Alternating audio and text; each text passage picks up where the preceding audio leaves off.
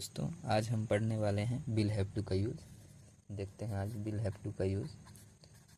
Will have to दोस्तों, जब भविष्य में हमें कोई काम मजबूरी में करना पड़ता है तो उसके लिए हम विल हैव टू का यूज़ करते हैं। यानी कि हम इसको यूँ लिख सकते हैं कि जो काम हमें करना पड़ेगा, पड़ेगी और पढ़ेंगे, उसके लिए हम दोस्तों विल हैव टू का यूज़ करेंगे। तो आइए देखते हैं इसके लिए स्ट्रक्चर कुछ यूँ होता है दोस्तों। स्ट्रक्चर लिख लेंगे हम। स्ट्रक्चर दोस्तों, सब्जेक्ट लिखेंगे सबसे पहले, फिर हम लोग लिखेंगे विल हैव टू का, फिर हम लोग लिखेंगे दोस्तों वर्ब की फर्स्ट फॉर्म, फिर दोस्तों हम लिखेंगे ऑब्जेक्ट। जैसा कि आप देख पा रहे हैं ये स्ट्रक्चर है दोस्तों विल हैव टू का। आइए देखते हैं दोस्तों कुछ सेंटेंस बना करके कि विल हैव टू का यूज़ हम कैसे करेंगे। तो जब भी हमें भविष्य में कोई काम करना पड़ेगा, जैसे कि मुझे दिल्ली जाना पड़ेगा, दिल्ली जाना पड़ेगा, तो दोस्तों इसको ट्रांसलेट करने के लिए मुझे के लिए आप सभी को पता है आई का यूज़ होता है। और फिर हम लिखेंगे विल हैव टू, फिर वर्ब की फर्स्ट फॉर्म यानी जाना तो गो हो जाएगा, और दिल्ली गो टू दिल्ली। ये हो गया दोस्तों सेंटेंस। अब दोस्तों आगे देखेंगे हम दूसरा सेंटेंस बना करके, जैसे उसे खाना बनाना पड़ेगा, बनाना पड़ेगा, ये उसकी मजबूरी है दोस्तों। तो she will have to cook the food,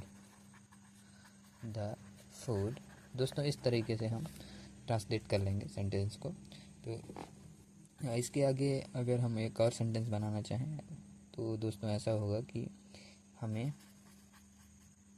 पैसे बचाने पड़ेंगे,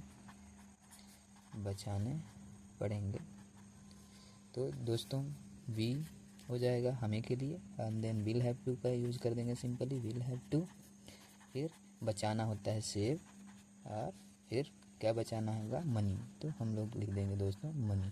ये हो गया है हमें पैसे बचाने पड़ेंगे, तो we will have to save the money.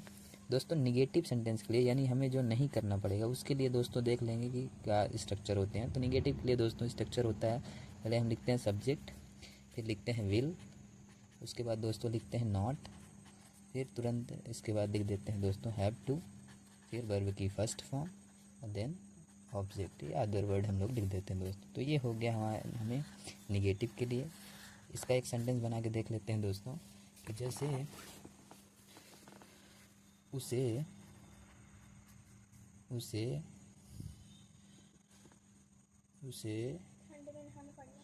ठंड में नहीं नहाना पड़ेगा। तो देखते हैं उसे के लिए हम यूज करेंगे ही, फिर लिखेंगे विल, नहीं नहाना पड़ेगा निगेटिव सेंटेंस है नॉट लगाएंगे, फिर हैव टू लिखेंगे दोस्तों, फिर इसके बाद लिखेंगे नहाना के लिए तो टेक बाथ होता है दोस्तों, टेक बाथ, और इन विंटर, विंटर में यानी ठंड में उसे नहीं नहाना पड़ेगा। ये हो गया दोस्तों सेंटेंस। तो इस तरह से आपने देखा कि विल हैव टू का यूज है, इसे बड़ी ही आसानी से हमने समझने की कोशिश की है और उम्मीद है कि आप